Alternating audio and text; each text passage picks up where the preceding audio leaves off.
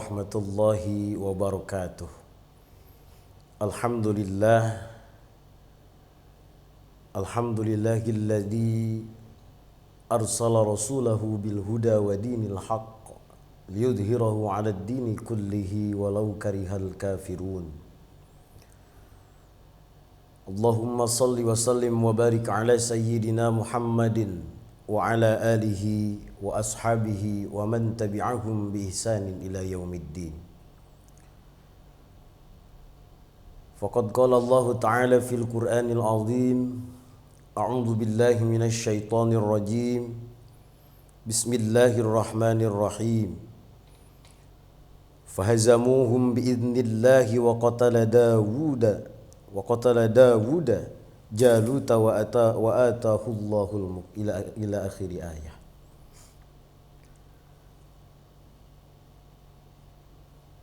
Allah Subhanahu wa taala berfirman di dalam Al-Qur'an mengenai perjalanan kisah Nabi Dawud alaihi salam. Nabi Dawud alaihi salam adalah nabi yang dikaruniai keutamaan yang lebih oleh Allah Subhanahu wa taala. Sejak kecil Nabi Dawud alaihi salam sudah ikut berperang beserta rajanya yang bernama Talut. Di mana Raja Talut ini adalah raja yang bijaksana, raja yang adil, raja yang sayang kepada rakyatnya. Bahkan Al-Qur'an mencatat salah satu historis yang menjadi sebuah fakta, yang menjadi dasar kita mempercayai Nabi Dawud alaihi salam sebagai nabi yang diberikan kelebihan oleh Allah Subhanahu wa taala. Di dalam surah Al-Baqarah ayat 251, Allah Subhanahu wa taala berfirman, fahazamuhum biidnillahi wa qatala Dawuda Jaluta wa atahu Allahul mulk. Wa atahu Allahul mulka wal hikmata wa 'allamahu mimma yasha. Ila akhir ayah. Fahazamuhum biidnillah. Mereka, tentaranya Talut, telah mengalahkan Jalut dengan izin Allah Subhanahu wa taala.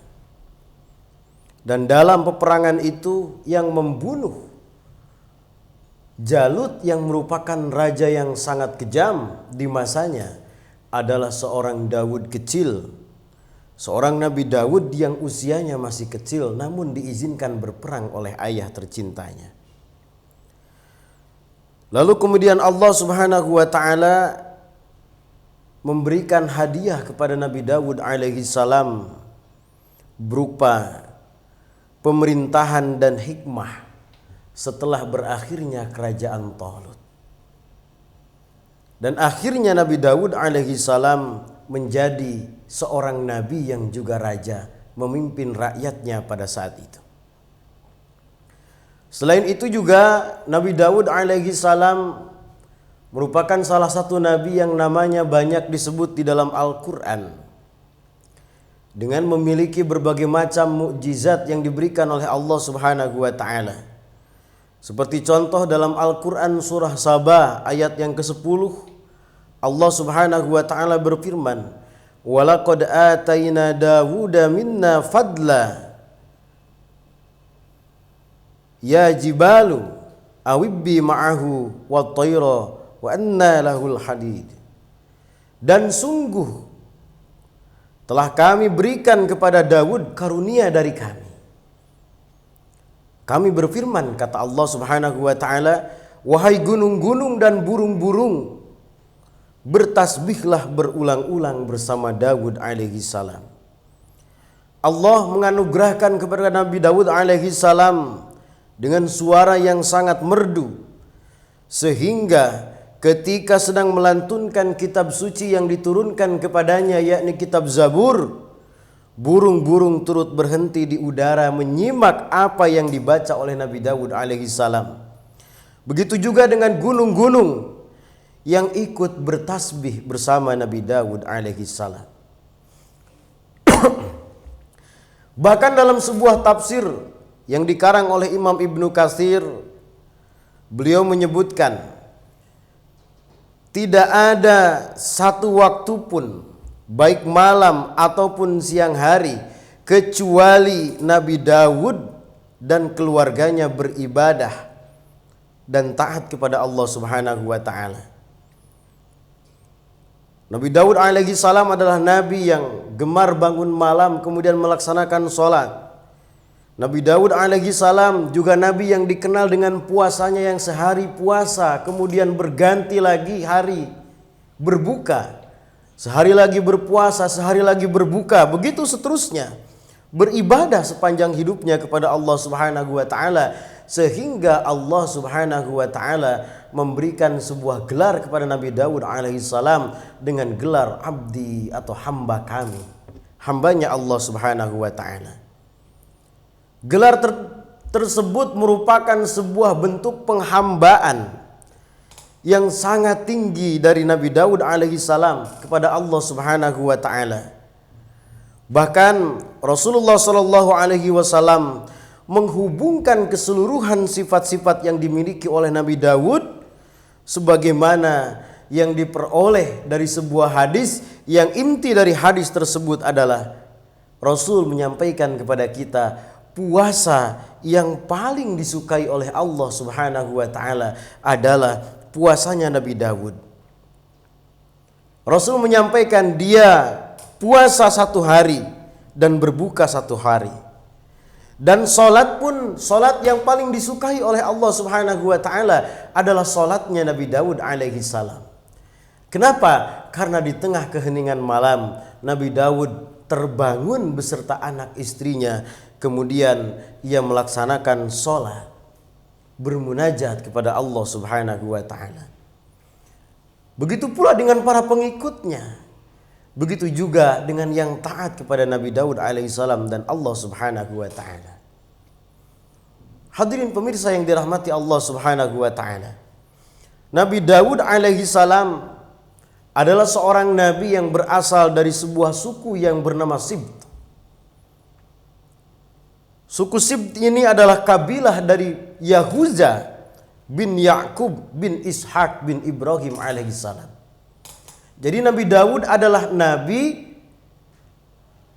yang merupakan keturunan orang-orang Yahudi, keturunan Nabi Ibrahim alaihissalam dari jalur Nabi Ishak alaihissalam. Hadirin yang dirahmati Allah Subhanahu wa taala. Peristiwa yang kita sebut di awal tadi, peristiwa Nabi Dawud alaihissalam membunuh seorang raja yang bernama Jalut, adalah sebuah peristiwa yang terjadi sebelum Nabi Dawud alaihissalam diangkat sebagai nabi dan rasul oleh Allah Subhanahu wa taala. Karena pada saat itu Nabi Dawud masih dalam masa belia, masih dalam masa anak-anak. Karena pada saat itu Nabi Dawud alaihissalam masih kondisinya belum diangkat oleh Allah Subhanahu wa taala sebagai nabi dan rasul. Maka dari sini kita bisa melihat bagaimana semangat berjuang Nabi Dawud alaihi salam. Dari sini kita bisa melihat bagaimana keistiqomahan Nabi Dawud alaihi salam. Dari sini kita bisa melihat bagaimana Allah Subhanahu wa taala memberikan sebuah penghargaan kepada nabinya, yakni Nabi Dawud alaihi salam. Dan ini merupakan pelajaran yang sangat berharga bagi kita.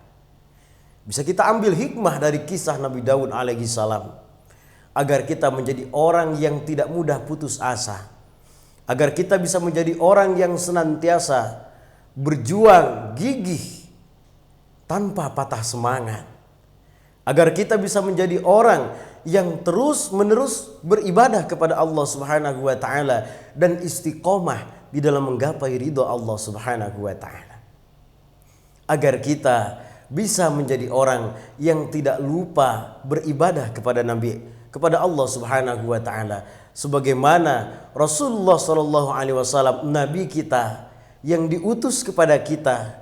Allah memberikan berbagai macam keutamaan dari nabi-nabi sebelumnya.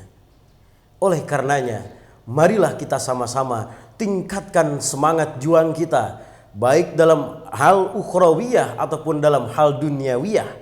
Dan mari kita sama-sama tingkatkan ibadah kita kepada Allah Subhanahu wa taala, baik siang ataupun malam. Masih jauh rasanya bagi kita untuk mengikuti Nabi Daud alaihi salam, baik dari sisi semangat juangnya ataupun dari sisi ibadahnya. Akan tetapi kita bisa mencontoh berbagai macam hal. Kita mulai dari hal yang terkecil sekalipun, sehingga lama-lama akan menjadi terbiasa dan menjadi sebuah hal yang istiqomah kita lakukan. Itu kiranya di antara hikmah dari kisah Nabi Daud alaihi salam yang sebenarnya sangat panjang diceritakan di dalam Al-Quran. Namun demikian, inti dari perjalanan Nabi Daud alaihi salam yang kita ketahui adalah sebagai salah satu bentuk pelajaran bagi kita agar kita bisa menjadi orang yang mampu mengerti, memahami, dan kemudian mengamalkan apa yang diajarkan oleh Nabi Daud alaihi salam. Ila liqa ma'as salama. Wassalamualaikum warahmatullahi wabarakatuh.